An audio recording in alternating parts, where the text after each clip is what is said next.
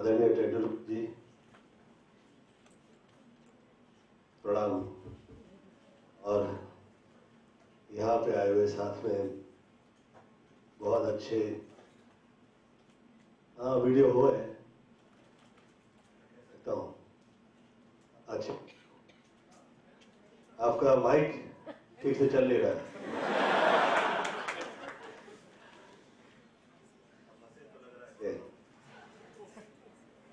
आवाज आ रही है। जिंदगी जब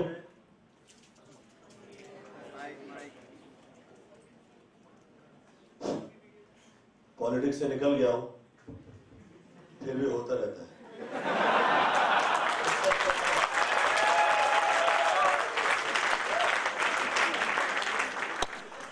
हम लोग के यहाँ पे जिस वक्त हम लोग गांव में हुआ करते थे, मैं क्षमा मांग के कहना चाहता हूँ तेंदुलकर साहब, हम लोग बहुत खिंचाई करते थे प्राध्यापकों की और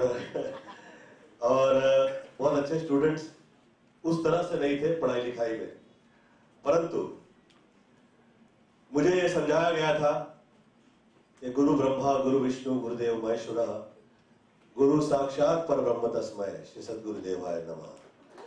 तो गुरु जो है माँ बाप, देवता देवी, इनके पश्चात जो है वो गुरु है। तो मुझे ये ज्यादा समझ में इसलिए आया कि मैं कभी भी बहुत ज्यादा हेल्दी नहीं था, मतलब कि बीमार रहा करता था उन दिनों। और मुझे उन दिनों मिर्गी की बीमारी थी, तो बेहोश हो जाता था, कहीं गिर जाता था, डर लगता था कि ट्रेन में लटकते लटकते तो कहीं मिर्गी आ गई, तो कहीं गिर गया, तो रास्ते पे गिर गया, तो टेरिस पे चढ़ा वहां से गिर गया, तो साइकिल चला रहा वहां से गिर गया। तो ऐसे बहुत सारी चीजें जो घबराहट वाली होती थी उस जमाने में मम्मी को सताया करती थी। तो मुझे जिंदगी में ये कहा गया कि गोविंद, तुम्हें ये बहुत सारी तकलीफें हैं, तुम बहुत कमजोर हो, वीक हो, मैं तुम्हें ईश्वरीय प्रार्थना में जो दैवी कृपाएं होती हैं, मैं उसको तुम्हें उसका नजारा दिखाना चाहती हूँ, उसका नजारा देखो तुम किसी भी हाल। तो मुझे कहा कि मैं 24 लाख गायत्री मंत्र पढ़ा करूं। तो मैं 3 घंटा रोज पूजा प्रार्थना में लगा रहता था। और मेरे स्टूडेंट्स से साथ में जो दोस्त थे वो, और साथ में जितने प्राध्यापक थे वो कहा करते थे क्या भगवान आके लिखने वाला है क्या तेरा पेपर। तो बहरहाल मैं कभी फेल भी नहीं हुआ और फ्लॉप भी नहीं हुआ। ये ऊपर वाले ने मुझ पर बहुत कृपा की। फिर मुझे याद रहने लग गया मेरी हेल्थ, बहुत ज्यादा लोग जो सोचा करते थे जिस तरह से, वैसे कभी खराब नहीं हुई। मैं सुंदर लग रहा था लोगों को लग रहा था इस आदमी में इतनी शक्ति कहां से आ गई। तो शक्ति उस वक्त वहीं से मिला करती है जिसकी आप प्रार्थना करते हैं। तो जिंदगी में आप चाहते हैं कि सरस्वती रूप से आपको शक्ति प्राप्त करना है, या लक्ष्मी की प्राप्त करना है, या महाशक्ति की करना है, तो उस शक्ति की प्रार्थना वो उसकी शुरुआत है। मुझे नहीं लगता इससे पहले किसी भी यहां पे आके हीरो ने ये इस तरह से कहा होगा, परंतु यही सच है। सच ये है कि जिस वक्त लोग जब समझने लगते हैं कि आपकी पढ़ाई लिखाई उस हद में नहीं है, तो आपके साथ जिंदगी में तरह तरह से आपके साथ छलावा चलने लगते हैं। आपको अनपढ़ समझ के, पढ़ा लिखा ना समझ के आपके साथ खेल खेलने लगते हैं। ऐसे में हम लोग के माँ बाप हम लोग के लिए बहुत तकलीफ उठाने के बावजूद हमें पढ़ाई लिखाई के लिए ऐसी जगह भेज देते हैं जहां पे भेजने की उनकी क्षमता भी नहीं होती, ताकत भी नहीं होती, और हम पढ़े लिखने के लिए इधर आ जाते हैं। और वो माँ बाप जो इतनी तकलीफ उठा रहे होते हैं और हमें पढ़ा लिखा रहे होते हैं, वो चाहते हैं कि बच्चा बाहर निकले तो पढ़ा लिखा हो। अब पढ़ाई लिखाई में क्या वही पढ़ाई लिखाई है जो किताबों में लिख दी गई है? उससे बहुत ज्यादा है, उससे कई ज्यादा जिंदगी समझ में आए वो पढ़ाई लिखाई महत्वपूर्ण है। पहले तो आपकी हेल्थ अच्छी नहीं होगी तो क्या पढ़ाई लिखाई करेंगे, और करेंगे तो फिर कहां जाएंगे, किससे काम मांगने के लिए जाएंगे। तो सबसे पहले तो प्रथम सुख जो है, आप पे गर्व करें या ये सोचने लगे कि आप बहुत कमाल है या आप में कोई बहुत ज्यादा कमाली है, ऐसा कुछ भी नहीं है। मेरा ऐसा सोचना है कि सदैव देवी कृपा जो है, और वो जो शक्ति की कृपाएं आपके साथ हुआ करती है, उसके वजह से आप जिंदगी में कामयाब हो जाते हो। तो कभी भी गलती से ये नहीं सोचिएगा कि आप जो है वो आपकी वजह से ही है, वरना ये समझ लीजिएगा कि पढ़ाई लिखाई पूरी होनी आपकी अभी होनी है, आपकी हुई नहीं है पूरी। तो मुझे जिंदगी के ऐसी बहुत सारी चीजें जिस वक्त समझ में आई, और बहुत सारे अच्छा बुरा सही और जो नहीं भी सही लगा वो सब मैं देखता हुआ जिस वक्त 140 150-60 पिक्चरें मैंने कर ली,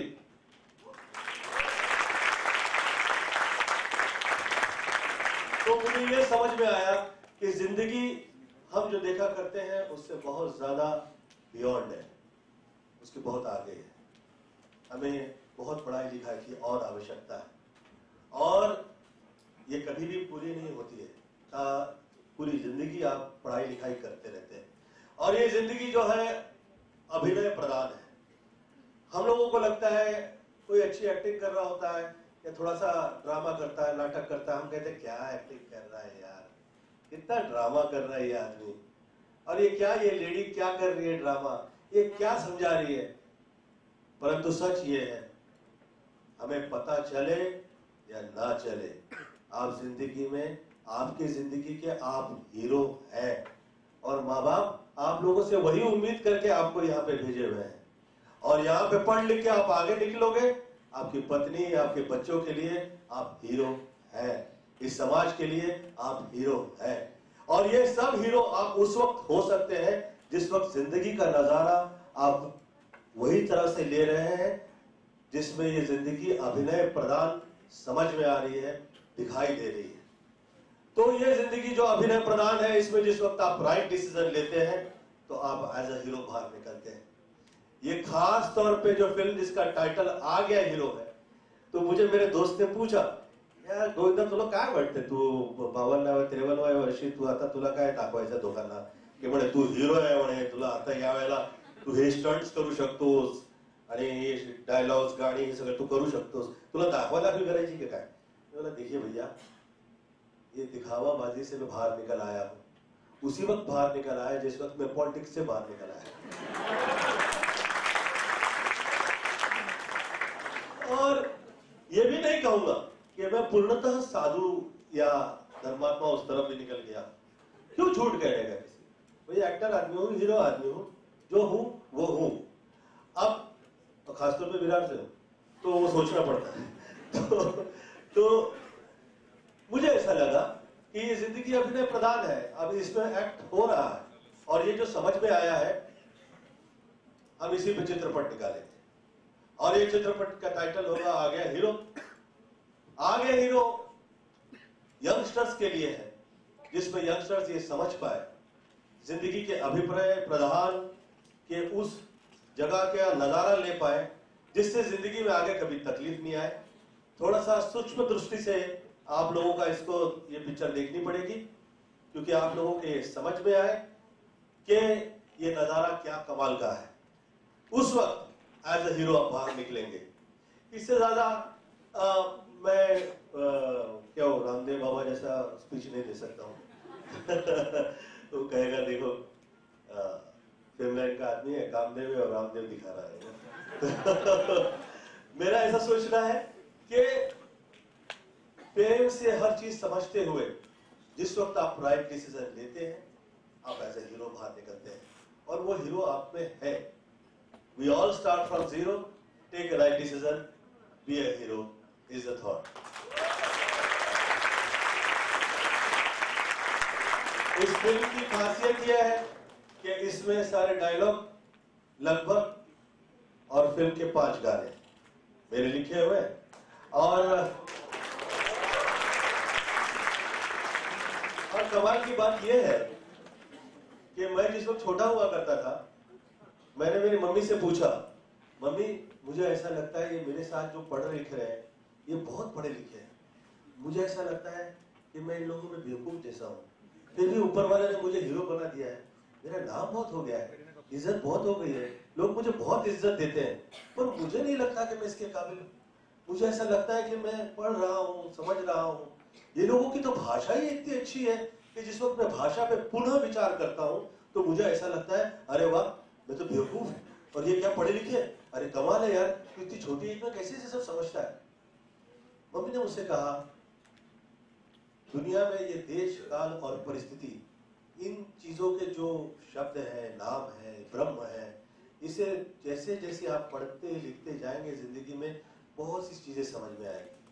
बहुत सारे लोग आपके दिमाग में जिंदगी में ऐसे विचार डाल देना चाहेंगे जिससे आप आपके घर परिवार से अलग हो जाए, आप आपके बीवी बच्चों से अलग हो जाए, पर इससे आप बाहर कब निकलेंगे?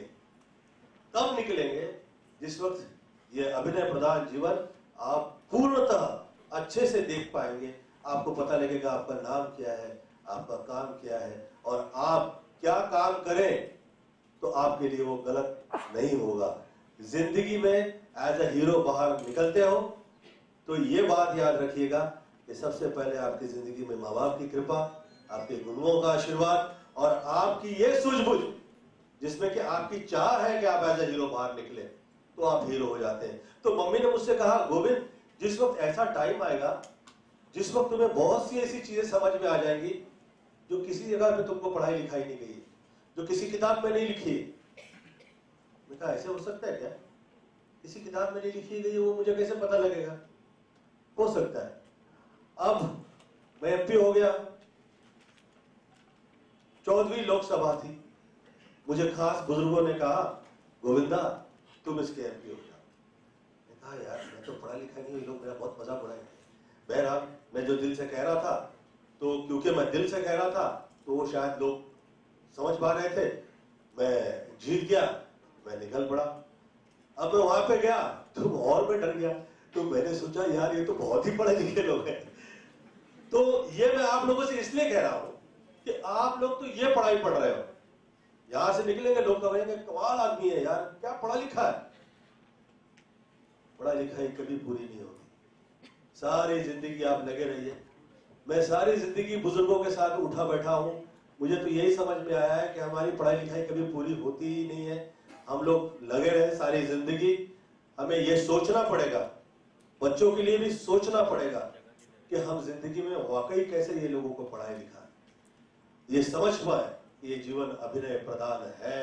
इसमें हम एज ए हीरो बाहर तब निकल सकते हैं जिस वक्त ये समझ पाए हम कि हो क्या रहा है जिंदगी में। तो इसके डायलॉग्स और गाने फिल्म के मेरे लिखे हुए। तो जिस वक्त मैं डायलॉग और गाने डिस्कस कर रहा हूं वो लोगों से, वो लोगों को आदत पड़ी हुई है गोविंदा कॉमेडियन देखने की, वो लोगों को ये समझ में आता है हंसा दिया तो समझ लो गोविंदा है। अब उससे ऊपर कैसे हो सकता है? नहीं नहीं नहीं नहीं, क्या है क्या है गोविंदा, तुला काय ये चांगलं दिसत आहे, काय है ये काय? तो बोला भैया आपने ये सोच लिया कि गोविंदा की ये हद है, आपने ये सोच लिया गोविंदा का ये कद है। वैसे तो मेरे घर परिवार के भी बहुत सारे सदस्य इसे कहा करते थे, तू हीरो तू यहां से विराट से निकलेगा, हाँ, और वहां जाएगा और वहां पे हीरो हो जाएगा, तुझे ऐसा लगता है? डर जाता था मैं, सोचने लगता था कि यार मैं ये चाह रहा हूं, ये होगा क्या कभी जिंदगी में? चाह जो होती है वो आपकी जिंदगी की पहली राह होती है। आप चाह करते हैं तो वहां से राह जो है आपकी शुरुआत हो जाती है।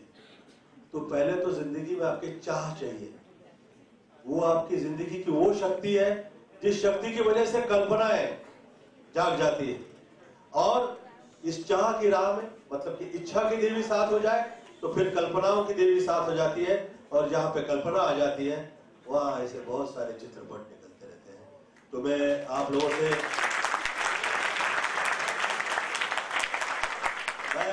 से ये पुनः कहूंगा, कृपया ये चित्रपट इसलिए देखें कि चित्रपट के ज्यादा बियॉन्ड कुछ दिखाई देता है, मुझे बहुत अच्छा लगेगा। क्यों कि मुझे ऐसा लग रहा है कि मेरी पढ़ाई लिखाई अभी तक पूरी नहीं हुई, चल रही, लगा हुआ हूं, पढ़ने जा रहा हूं, और मुझे अब ऐसा लग रहा है तो आप लोग को कैसा लग रहा होगा? अच्छा, मैं मुझे किसी को तकलीफ देने का कुछ भी यहाँ पे प्लानिंग नहीं है। तो गोविंदा इतना सोच रहा है तो आपको कितना सोचना पड़ेगा, ऐसा नहीं सोचो प्लीज, प्लीज ऐसा नहीं सोचिएगा। हेल्थ जिसकी अच्छी होती है ना, उसे कभी डिप्रेशन नहीं आता, तकलीफ नहीं आती, वो थॉट से आगे निकलता है और जिंदगी के अभिनय को समझ पाता है तो और ज्यादा आगे निकलता है। मैं ईश्वर से प्रार्थना करता हूँ आप लोग आपके जगह पे यहाँ से जिस वक्त निकले तो कामयाब हो, और love you all, thank you so much for your respect.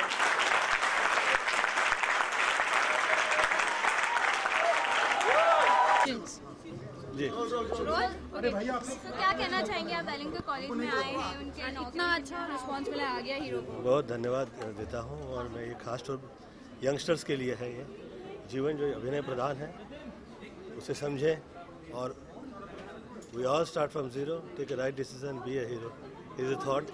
ये खास तौर पे यंगस्टर्स के लिए है, बहुत महत्वपूर्ण है उनकी ये सोच कि एज अ हीरो वो कैसे बाहर निकलें, क्योंकि वो माँ बाप के लिए, भाई बहनों के लिए, अपने उनके निजी जीवन के लिए ये बहुत महत्वपूर्ण है कि एज अ हीरो जो है वो बाहर निकल पाए एज अ हीरो।